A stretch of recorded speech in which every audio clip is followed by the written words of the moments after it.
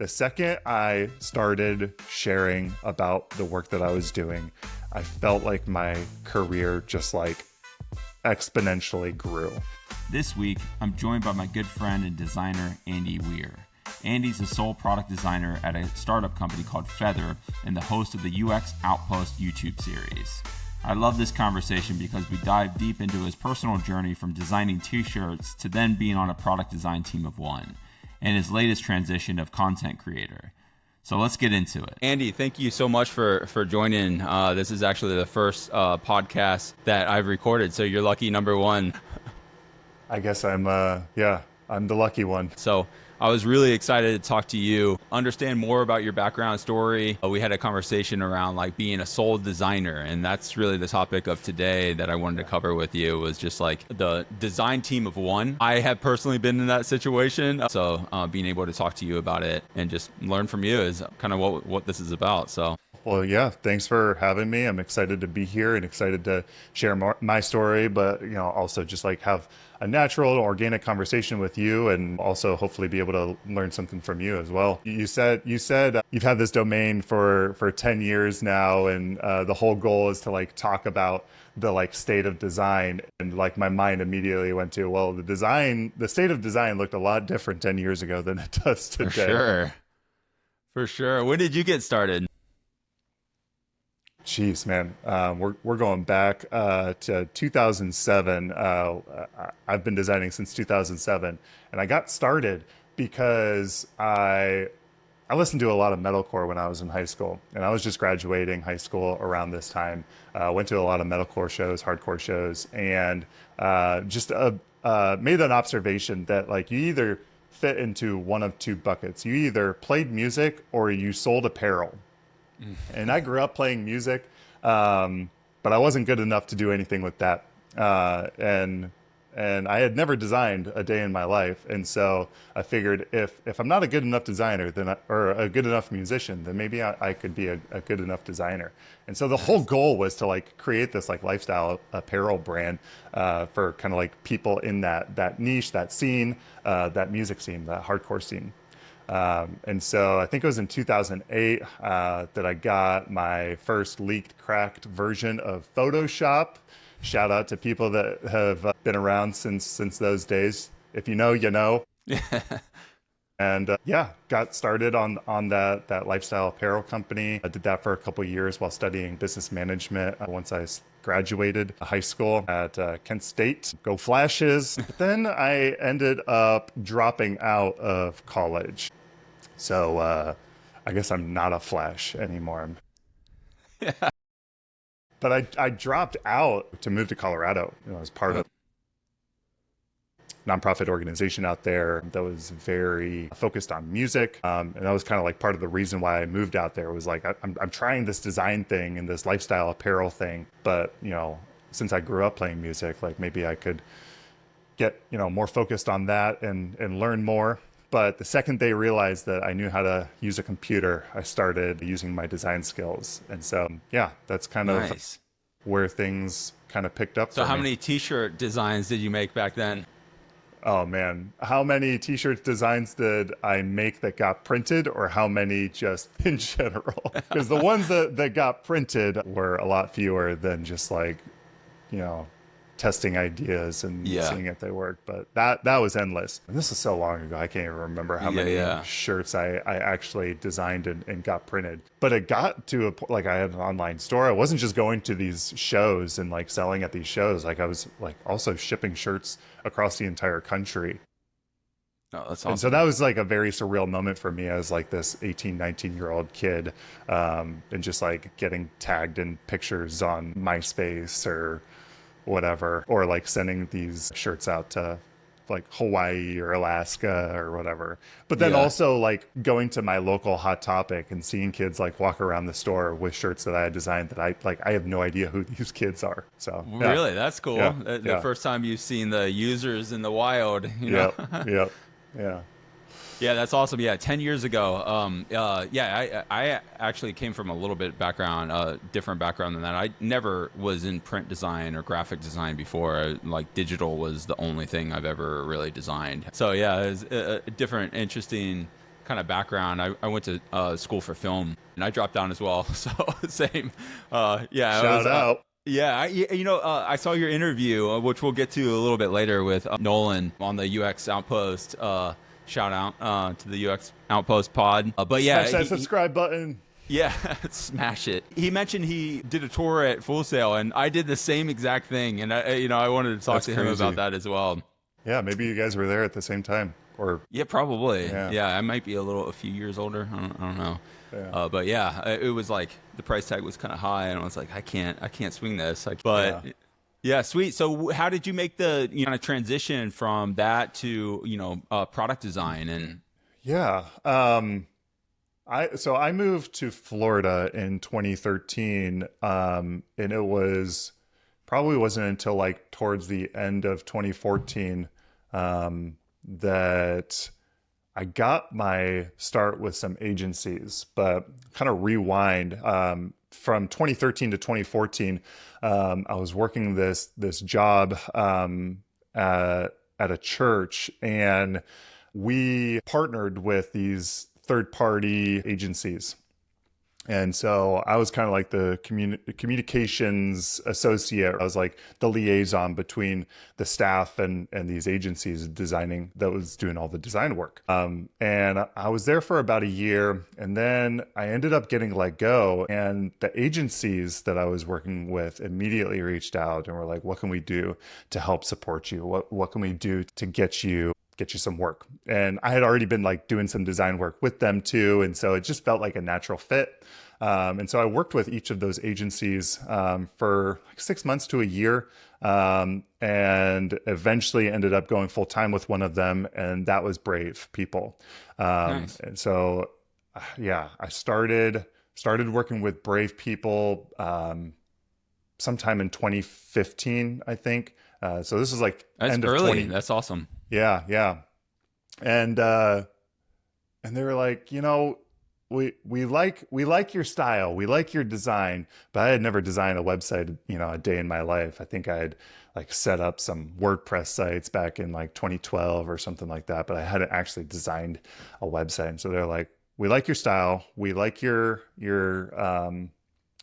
we like your style. And so we want to give you an opportunity. I was also friends with them, and we were all trying to like figure out what it is we were doing. But they're like, you got to figure out how to design a website. And I was like, all right, cool, let's go. And so I was there for a few years, worked on a lot of really cool projects, designed a lot of really cool experiences. Some were like marketing sites and landing pages. Some were digital annual reports. Eventually started dipping my toes in some like very early preliminary prototyping for like some product design. And actually that project is funny because we actually started that. I wasn't the designer that started that project. I kind of came in midway on that project, and we were using Photoshop to design everything. We weren't using Sketch. We had never used Sketch. Oh, wow. Sketch I was never out used at this Sketch point, there. right? Yeah, oh, yeah. Yeah. I think Sketch came out in, was it 2011, 14? 2012? Was it Yeah, that? maybe. Yeah, was maybe. it that Yeah. late? I think it was 2013 or 2014. I remember getting Okay. the beta and being like, "Oh wow, this is way better than Photoshop." Like, Right. Yeah. So I actually was at XD. Adobe XD had just came out of beta or was in beta. And so I actually helped migrate our team at Brave from using Photoshop to XD. Nice. And just like my mind like exploded just like thinking about all the like possibilities, because I was getting to a point where I was getting frustrated. I was learning a lot, frustrating working in Photoshop, Mm-hmm. but not even knowing what the possibilities would end up becoming now with, Figma and all these AI tools and all that kind of Yeah. stuff. Don't want to like jump too far into we'll the get future. into that for sure. But yeah, it was really cool just being able to onboard Brave to using a tool like Adobe XD, and I used that for a little while. But there's so much like Nice. information overload, and I was feeling a lot of imposter syndrome. And after being there for a few years, I ended up leaving design altogether to go help a friend of mine open a coffee shop at a food hall here in Tampa. And that was kind of like I'm so far into my like career, like not my career, but my story as a designer. But like an entrepreneurial goal of mine from the time I was a kid was to like open a coffee shop. And so to be able to do this was a huge dream of mine. And I did that for a couple of years, right up until February 2020. If you can do any math, and COVID yeah. just kicked off at that Oh point. yeah. No, not even, not even. Maybe it was a month It was a before it. month before, yeah. Yeah. Which I had no idea. Like, this wasn't a calculated or intentional decision that I was making. It was just like, I'm done with coffee. I'm ready to go back into design, trying to like, I was trying to like long term think about my future and like, do I see a future of my own working in coffee long term? Hmm. Or I'm still passionate about design, whether I'm designing experiences in a digital format or in a physical environment.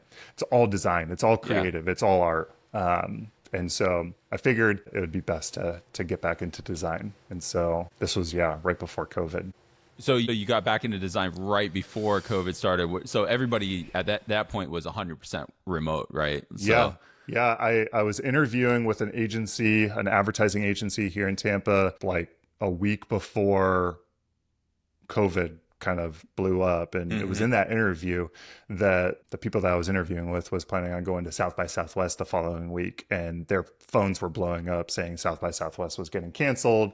And I was like, shit, shit. this is coming hard and fast for us. And so I was friends with some of the people that worked there too, and I kept in contact with them, but I kind of got ghosted from there for a little while. I'm still staying in touch, obviously knowing what was happening, but I went, 4 or 5 months without any work. Those first, Well, that first season of COVID, a lot like many other people did too. And I just took that as an opportunity and chance to just dive in deeper with design.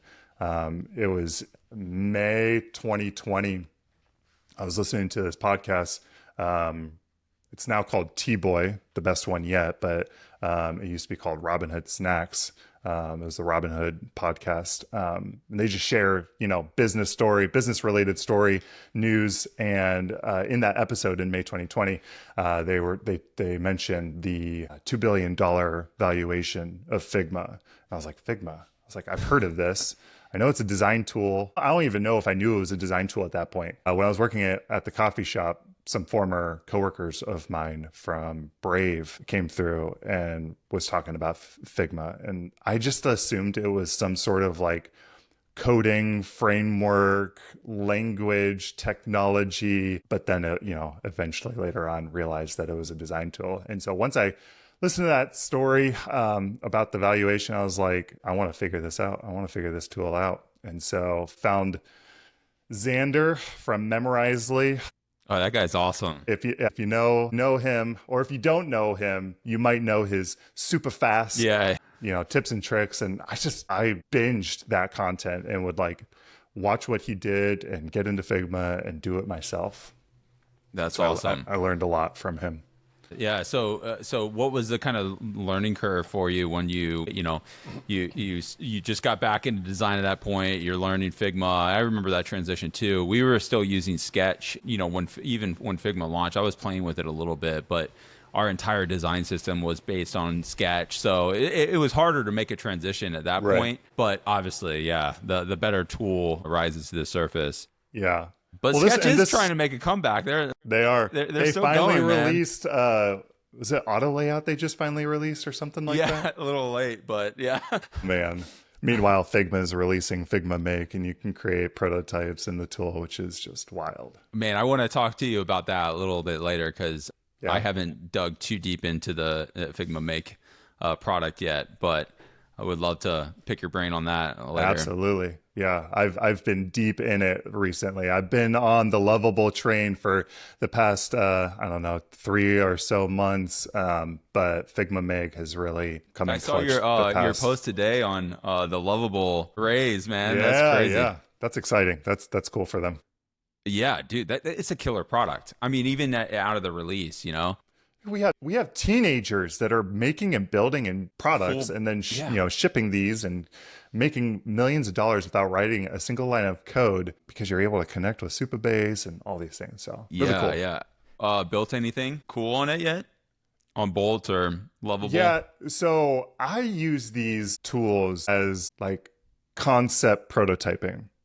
And so it's become my like pseudo wireframe phase Mm-hmm. where at work I'm trying to just like get something on paper, so to speak, just to quickly to get it in front of stakeholders, users, whatever, just to get some gut reaction, gut feeling on how it's functioning before spending hours in Figma just like obsessing over the details, which Yeah. I am guilty of. I am guilty of Same. obsessing over the details.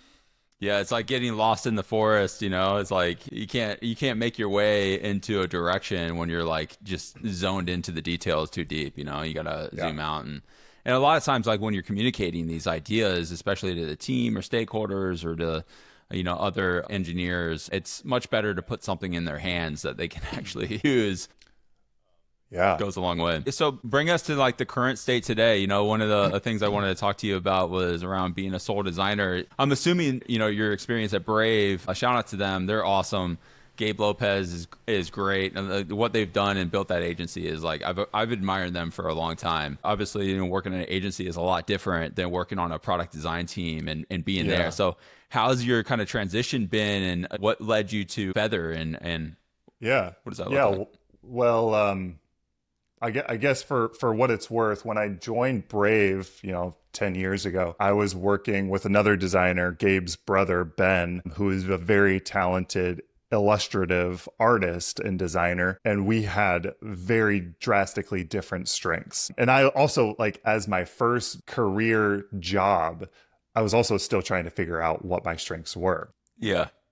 And so, I alluded to like all the like information overload and soft skills and hard skills, learning how to work in an office with other people, but also learning how to use the tools and shifting and molding and evolving like from tool to tool, from Photoshop to XD, and then eventually from XD to Figma. Like tools are constantly evolving and I just like obsess over like learning these new tools. And it's almost like to my detriment and fault, of my own that I just like take in like so much content that I end up getting overwhelmed and experience imposter syndrome because I'm like, I know all these things exist, but I don't know how to do them yet. How do I do them? But there's so much to learn. And it's just like interesting that like here I am now, 10 years later, and I still experience that, but I've learned how to like mitigate that like stress and imposter syndrome and channel it into like actually effectively learning how to do the things that I'm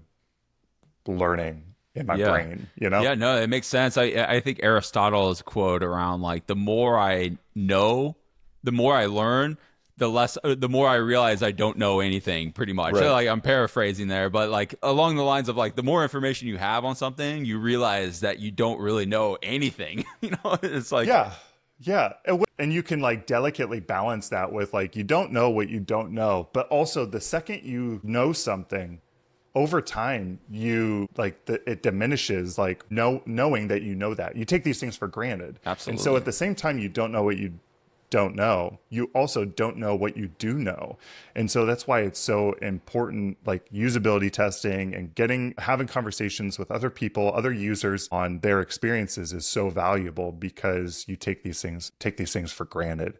And so have open, honest, real, transparent conversations with these people to learn about their experiences so that you can make their experience better.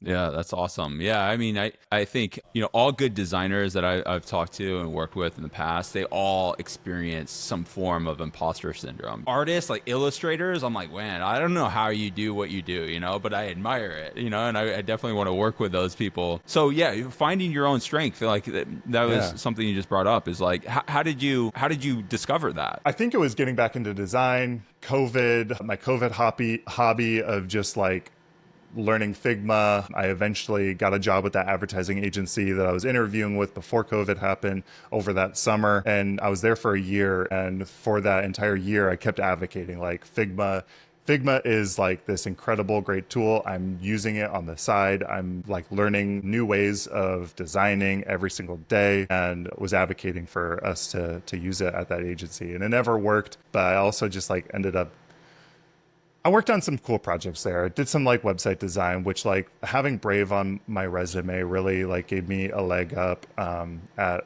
a couple of my jobs after Brave, including this agency.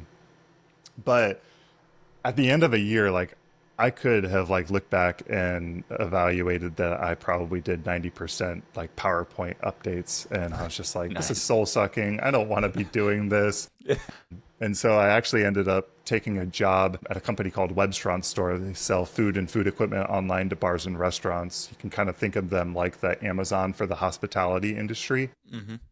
And so having worked in coffee, I had this like unique, interesting like relation to this challenge, this problem that we were working on. But it was also a much larger company and organization that I had ever worked for in the past. And this company actually reached out to me in January 2020 before COVID, and I ended up like declining it. And so it's just funny how like full circle these kind of opportunities, arise. So Awesome. So don't that was your entrance into product. yeah. Yeah. And it wasn't true product. I mean, there was definitely some like product challenges that we were trying to, come up with solutions for, but our team was, I mean, it was a big design organization, but the team that I was on was small and it was a brand new team. When I left, there was two designers and four front end developers and then my manager. And we were working on designing, building and maintaining marketing sites, like private label marketing sites. So kind of like the equivalent of Amazon Essentials or Basics were those brands that we were working on for the hospitality industry. And I was there for a few years and we were having conversations with different stakeholders every single month, designing them a new site. We ended up having the same conversation multiple times because we were in theory solving the same problem with the same solution. So I actually ended up spinning up a brand agnostic design system that had all the components, and we were able to pull these components in and update the look and feel, the colors, the fonts, and it take a whole new life of its own. And so we were able to Nice. exponentially kind of speed up our process. But there's always a little bit of friction from leadership when you're trying to propose something like that because they think there's risk of lack of creativity or a lack of uniqueness between site to site. And Mm. that's not the problem that I was trying to solve. I was trying to cut down on the component level management of having to create all these components from scratch every single time. Break them if you needed to, break the components and customize them from there. But yeah, Nice. that was a really cool, fun project to work on. That's awesome. So you've gone through this transition, especially over the last 10 years of like, being problem solvers and solving the actual problems that, like you mentioned, it's like there's redundancy in this workflow. How Right. do we systemize it? How do we use this tool that's now at our disposal to create a design system that can then save us time? Those things can be easier now, I think, to like communicate to the business, but like from a reactive point of view. But what was kind of the structure of the design team, and how did the design kind of influence the direction of the business or to leadership? There was many teams, sub teams, a part of the entire broader design organization. I mean, we had webstronstore.com. We had an accessibility team that was a part of the design organization. We had internal tools. We had our marketing sites team. And so there was a lot of different teams. I mean, there was probably 80 to 100 people across the entire Oh, organization, but wow. my team itself was only like 6 or 7 people. And I think those like smaller, more intimate groups allow you to have more honest conversation and be a lot more transparent about like what you're trying to solve rather than like having multiple people doing various different things. And so I really like that aspect and that element. And we were mostly only working on like 2 or 3 sites at a time, but we had a weekly kind of like design crit. And it wasn't a design crit, it was more like a show and tell with the entire design organization. And so it was really cool to be able to like share what we were working on with everybody else in the company. And it wasn't a chance or opportunity for anybody to critique what it is you were working on, but more so just like exposure into other teams that were working on different things. And we weren't designing brands, but the like marketing team might have some influence and direction over something that we were working on.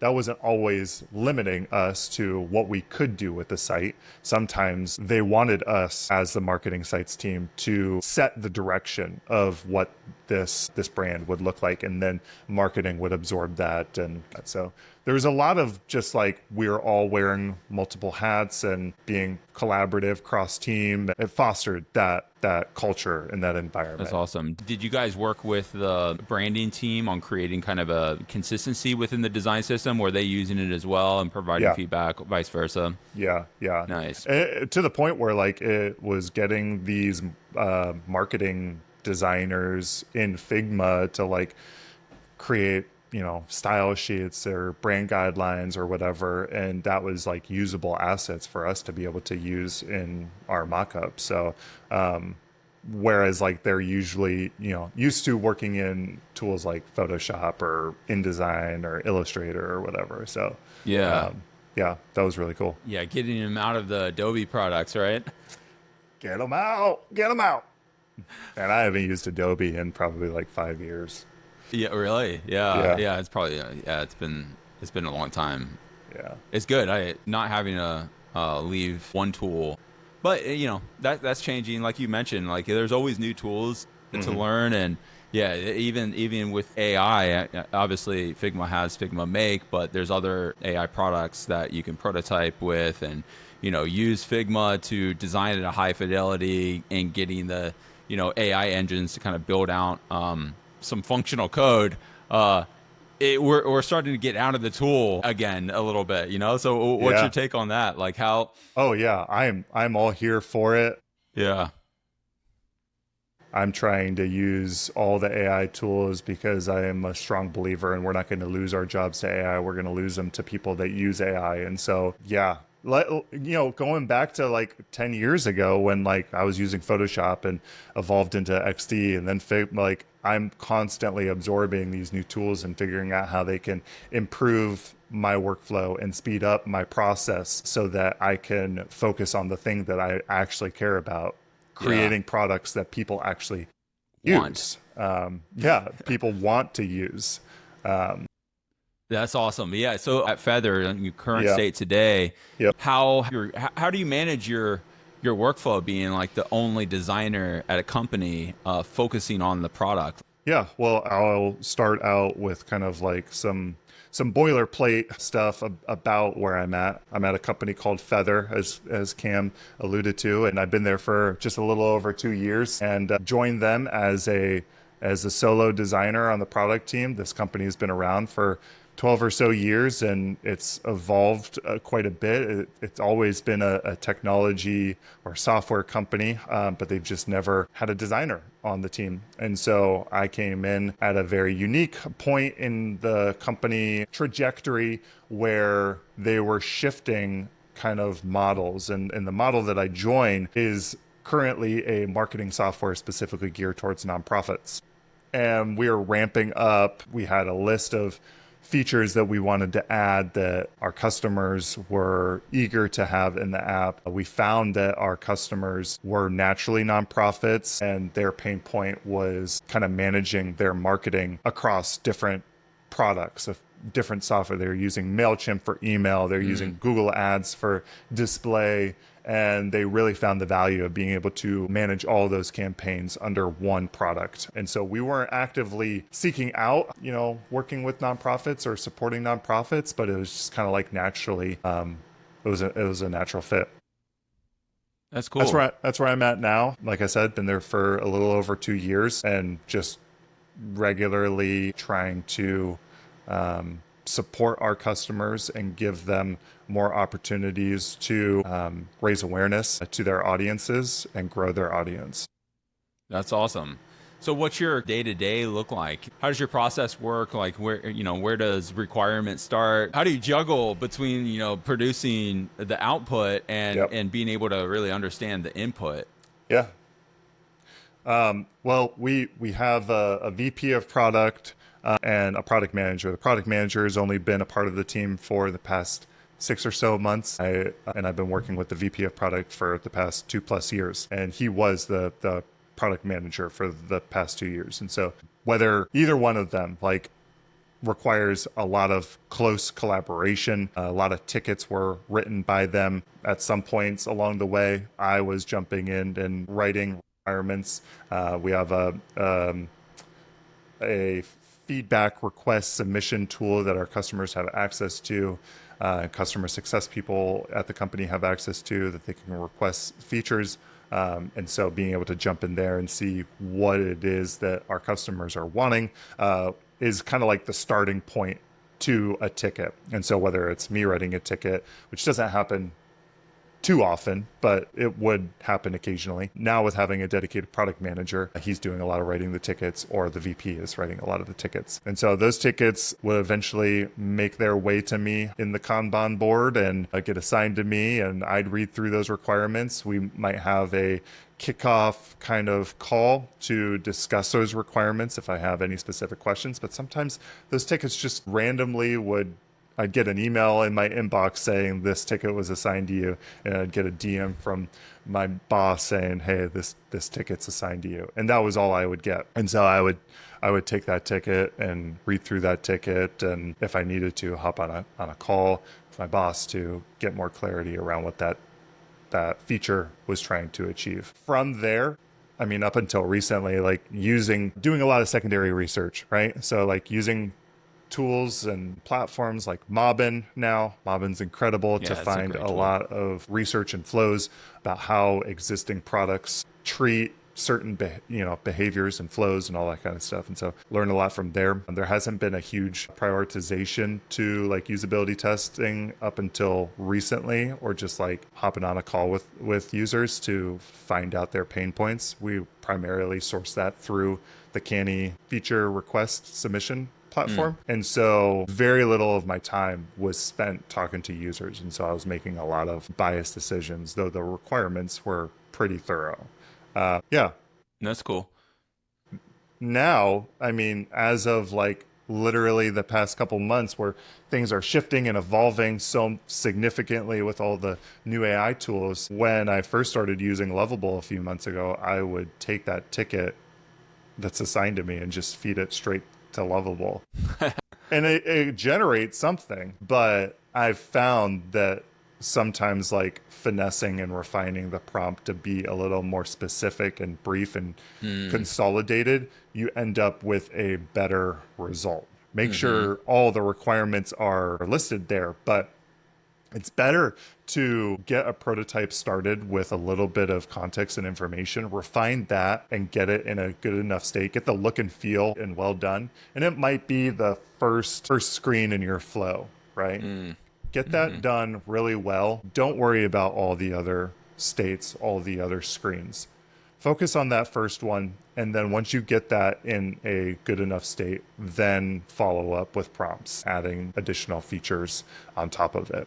And so that's awesome. Yeah, I think, like working that way in the past, most tickets that I ever received are just lacking so much context. It's like, man, I don't even know what to design here. Like, what is this, and where did it come from, and is it an actual problem? Who decided it's a problem? So how do you kind of mitigate that? Yeah. I mean, great question. I'm still trying to figure that out. So if anybody has any tips, please help share those with me. But I think how I try to treat my role and position is a strategic, like, thought leader that's supporting the team, right? Like, I'm not developing these things. I'm not writing the tickets always for these things. And so anything that I can do to help support my other teammates is what my ultimate goal is. Try to make as many decisions as you can yourself, but there are a lot of micro decisions that need to be made. And so anything to reduce the amount of micro decisions, that's why design systems are so valuable, so important, because they're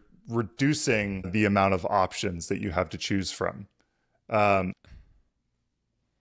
mean, that's really, like, in its simplest terms. I hate to like simplify border radius on a button. Right. Yeah. You just like, what it's going to be every single time.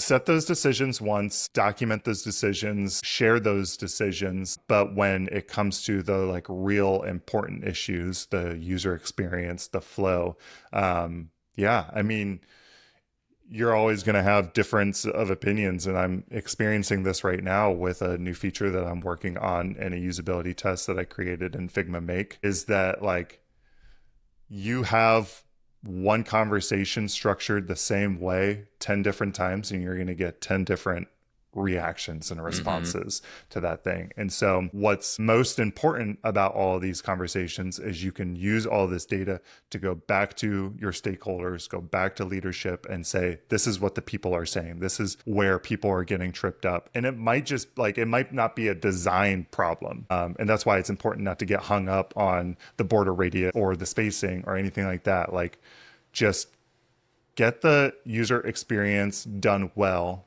because it might just be like a copy change, right? I'm not a Yeah. copywriter, but I've gotten a little better with the help of AI. Yeah, yeah, yeah. Going back to the prompting lovable. Yeah, I started playing with, and I've seen other people do this. You refine the prompt and say like ChatGPT for lovable, like write this prompt for lovable, or for Mid Journey, and it'll write a way better prompt than I would write. Like, how are you kind of using that like in your current design workflow today, from going Yeah, some conceptual level down to like the prompting? that I'm so glad you brought that up. Do you know Felix Haas? Felix sounds familiar. He's the designer at Lovable. Highly Oh, recommend sweet. following this guy. Just realized I I'm have gonna seen him on Twitter um or X. oh Sorry, man, Elon. Twitter. It'll always I be know it's Twitter. always going to be Twitter. But he posts a lot of great content just about like advising on how to prompt it. And this was from yesterday, actually. Mastering Lovable, everything you need to know. Start with intention. This Oh, this is opening good. statement, before opening Lovable, ask yourself, what am I building it? Or what am I building? Who is it for? What should the user do here? Your prompt is only as good as your clarity. And that just kind of like is an incredible like opening statement that kind of like unpacks. We don't have to go through every single one of these. Just like knowing that this designer is designing this tool, but he's also like giving tips and tricks as to like how to use the tool and product better. And I love that. That's sick. There's he shares some prompt hacks, write prompts like So, are sorry. you in your own kind of personal workflow? Are you using high fidelity designs, or are you embedding any of the design system components into your prompt? Like what's the kind of workflow there that you have seen to work? Say that question again. So if you're like designing like something for, a series of flows or a screen, instead of just raw prompting lovable, are you Mm-hmm. using like a style reference of the high fidelity design to then incorporate into the prompt? Like what's your workflow there? I don't focus on that a ton. I know that there is a lot of discrepancies between a Figma design system and a code-based design system. Mm-hmm. And I just actually had a conversation on LinkedIn about this. And one of the co-founders of Magic, what's it called? Magic Layers or something like that. Do you know? You Magic. familiar with that? Let's see if I can pull this up. Magic Patterns, Alexander Dana Loic. Share this. Why can't I share? You got it? Oh, here it is. So I shared about Figma Makes latest updates about being able to use the MD file to edit the guidelines and be able to get the general look and feel there. Mm. You can select a library, but it's still not pulling the components in directly, Mm-hmm. exactly one for one. And Alexander Danilowicz explained it really well. And basically, Figma is getting close with dev mode, but because of these like proprietary Figma nodes that Figma has, it's so difficult to match it one for one. And so to answer your question, I'm not like sweating the details and making sure that my components are matching exactly what our design system components look like, because a radio button, like I know a radio button, what a radio button is going to look like in our own design system. And this is, like I said, going back to my original point, I'm using these tools as a Prototyping. preliminary Yeah. prototyping feature, concept validating. And then once I lock that in, I can translate that to some templates, some screen templates that I already have configured and built out in Figma. That's awesome. I actually had a conversation yesterday with my good buddy, and he's a more like an art creative director. I mean, he's super talented artist, but he's using it for like art direction. And some of the stuff that he's using Midjourney for is just crazy. Like how it's essentially the same kind of prototyping stage that we would do on a product, but for like art direction. Like here are these ideas, and you can much directional alignment from a team. It's not, obviously there's like copyright issues and stuff that you need to consider if you're going to package that into a final release. But yeah, I think you're spot on there, is like that early kind of conceptual, like what do you think about this direction, get an alignment there before you actually execute. And a lot of times like those ideas are going to be a lot better.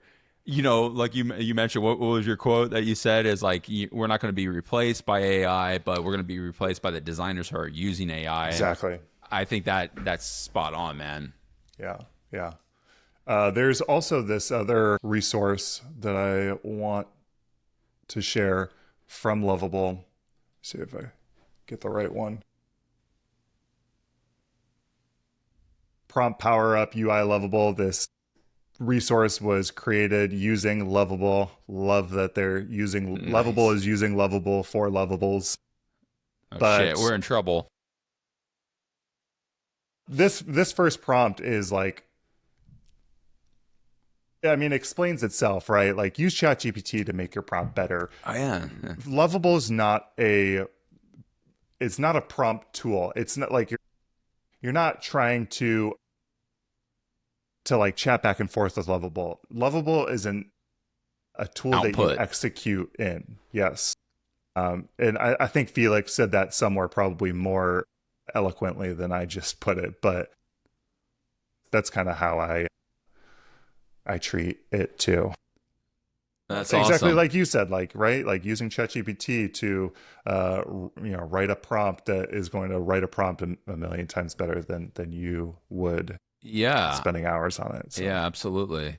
That's awesome. Yeah, I love some of those. I would drop some of those links in the notes. So, going back to kind of like, being the only sole designer, are there any kind of like tips or lessons learned or resources that you would provide to anybody who is, kind of in the same situation, Yeah, yeah. Nolan, my co-host on UX Outpost, smash that subscribe button, Nice. always says like, learn UI because you can learn UX on the job. And I think that's changing a bit with all these AI tools. Mm-hmm. I hate to like simplify it that much, but like there's so much content, there's so many resources out there. There are so many people that are sharing tips and tricks. Find your own Xander. If Xander is not the content for you and there's someone else that you gravitate to, find them on social media, find them on YouTube, subscribe, support them in whatever way that you can, because you're just going to like be taking in this information and it's going to speed up your workflow and get you to a senior level designer quicker than if you're not doing it plainly. Yeah. I will say that. I will also say, share your work, talk to people. That was such a crutch for me for so many years. I was so terrified. I was so afraid to share work or post about it or talk about it. That did me no help in the long run. The second I started sharing about the work that I was doing, I felt like my career just like exponentially grew. And that started by coming back into design post-COVID, right? Like, I don't know what it was. There's like this pre-COVID part of my career and post-COVID part of my career. And because of that 2-year break where I wasn't actively working in design, that really just like reset me. And I was like, all right, I'm Interesting. diving in and I'm going to do this, and I'm going to be a lot more intentional. And it wasn't like, you don't learn these things overnight, but you learn them over time. And so, yeah, whatever that That's looks like for you, awesome. just keep sharing, keep sharing, keep That sharing. that's a really good. What was Share Your Work? Austin Klein, I think he wrote that book. It was a little book about like he wrote the book Steal Like an Artist. I think it is. Could be Okay. wrong. I think his name is Austin Klein. But yeah, Yes. he advocates around that. It's like, even, Rick Rubin's book, which he's a huge, Rick Rubin's like a huge inspiration for me. I love that dude. He's like the Yeah. Zen master of creativity, it's like, but he talks about, you sharing your work. So that's a really good, topic. How did you kind of put yourself out there? One of the things that, when we, started talking again, a few months ago, you and Nolan really inspired me a lot. Like Thank you. you're out here creating content, you're getting your story out, and I think that just it has a ripple effect with everybody else. Like, so yeah. Yeah. What made you kind of take that leap out and Right. start? Well, I've always like fantasized and romanticized this idea of creating content, and like feeling comfortable enough to put myself out there was always a crutch, like I said. And so that always stopped me from doing it, because I didn't want to post myself out there and seem like a fool, or, not be taken seriously. Yeah. Nolan and I met a couple years ago. I think one or the other, either I or he slid into the other's DMs on LinkedIn, and the rest is Uh history. oh. Sliding into DMs on LinkedIn. You got to Sliding clip into that up. designer DMs. That could be a show. But I had seen his content, and I was like, this guy looks familiar. I've seen his content before. Yeah, he's been posting content for the past 5 years, and he's got his whole like brand and auto tune thing. It was entertaining. And then I found out that he's from Tampa, and that he worked at a sister agency of Brave years ago, and we just like never crossed paths. I was at the office that he worked at, and he could have been there, and I had no idea, for like a community event. I think it was a dribble meetup or something like Nice. that back in the day, back when they did dribble meetups. Yeah. And so, yeah, we met on LinkedIn and started hanging out. I pulled him part of a local design community in Tampa, run Tampa Bay Designers with a few other people here in the community, and just kept inviting him. I was like, you got to come out to these events. And so he came out, and we started hanging out more often. And we started, like, there was a ongoing theme of just like, we should start a show, like a design challenge, design based show. What does it look like? We have no idea. And so we are now, I think, 7 or 8 episodes in, and being a part of that has really motivated and pushed me to create content of my own. And I think also something that like has prevented me from sharing content, creating content, is like, there's so many content creators out there, right? Like, Yeah. there's so many people doing the thing that you want to share and talk about, that like, I would much rather point people that are learning or wanting to learn design, go learn from this person to learn about this thing. Go follow this person to learn about this More thing. imposter syndrome, right? Yeah, I'm just like continuing it. And so like, I coming into it now, where like, I'm on camera now. We're recording a weekly show. I'm getting more comfortable in front of the camera. I also think just like working remotely and being on camera for just like team companies has also facilitated that like comfort level. And so just sharing my work, in team meetings has also been building me and developing me to get to the point where I'm at now. And so being part of the show has really pushed me to create content. And I didn't want to be creating the same content that everybody else is posting, how to use Figma or whatever. Yeah. And so some of the shows, podcasts, content creators, I guess less content creators, that I follow and subscribe to, I mentioned one already, T-Boy Podcast, formerly Robin Hood Snacks. I love I don't know if you've ever listened to it, Cam. I've heard Robin Hood Snacks. When did they? I didn't know that they rebranded that or stepped Yeah, down to Robin Hood. a Because couple years. it was a Robin Hood show at one point, right? So these guys have been friends since college, and they Okay. started a newsletter, I think, and then it evolved into a podcast of their own, and then they got acquired by Robinhood, or Robinhood absorbed them. And then a couple years ago, they ended up going off and doing their own thing again. They got to a point where they could sustain on their own. And so I mentioned them a while ago. They were how I relearned about Figma and their $2 billion valuation at the time. Now they're talking about going public. And what is it? Big. A 20 billion valuation or something like that? Yeah, it could be bigger than that. I think their valuation. What wasn't Adobe going to buy them for 20 billion or something like Yes. that? So they ended up having to pay them $1 billion, I think. So they backed down to the deal.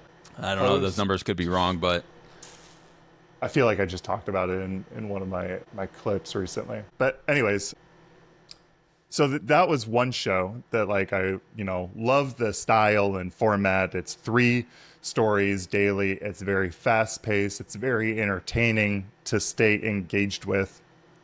And so for the longest time, I was like, well, it'd be cool to like, that's a news financial based podcast. It'd be cool to do something like that, but for design, do something fun, fast paced design podcast.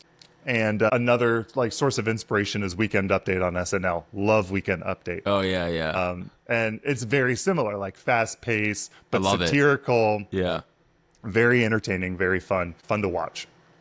And so I was like, well, let me kind of like combine these 2 ideas. And I'm regularly kind of like chatting with Nolan and our editor, Mitch. And I was just like every single day, like recording myself using Loom and trying to figure out the like cadence and pace for this, but sharing, some design news and shooting over a Loom link to Nolan and Mitch. And they're like, this has legs. Like we could do something like that, something with this.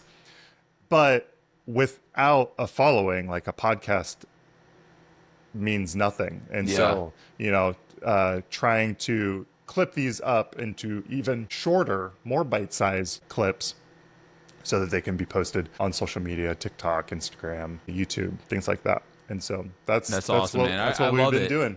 Yeah, I love it. It's like it's a kind of a very condensed form of communication. It's like really, I think that's the kind of future too. Is like like it's fun, it's entertaining.